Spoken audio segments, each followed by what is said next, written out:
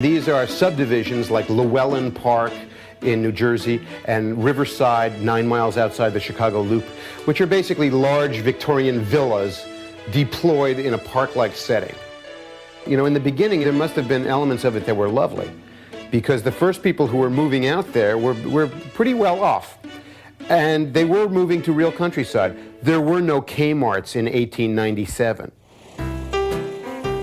Then in the late 19th, early 20th century, before World War I, you get something quite different. You get the streetcar suburb, which is based on this idea of the streetcar lines now leaving the city, and these new suburbs, which are still fairly civic in their physical design.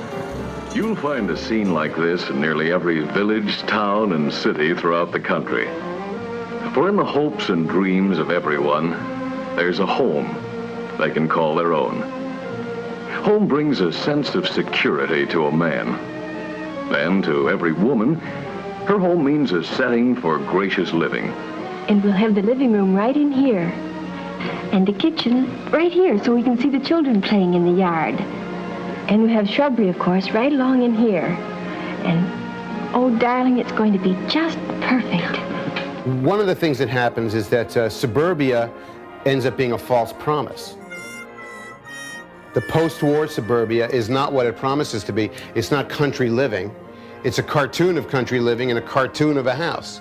You know, it has none of the real amenities of country life, no connection with real organic systems of other living things, you know, rivers, forests, fields, agriculture, none of that. You know, you just get a lawn, you know, which is an industrial produced artifact. So it has none of the amenities of country life, and it has none of the amenities of the town. The suburbs wouldn't exist if it weren't for cheap oil.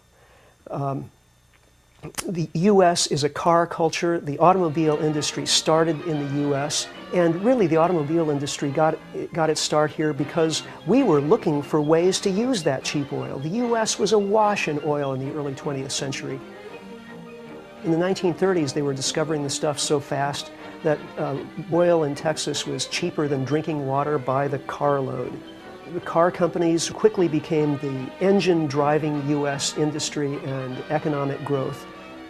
The result of this is that we have created this new system of habitation where people live miles and miles from where they work and from where they get their food and all of their other necessities, based on the idea that they can and they must hop in their car at any moment and travel miles and miles.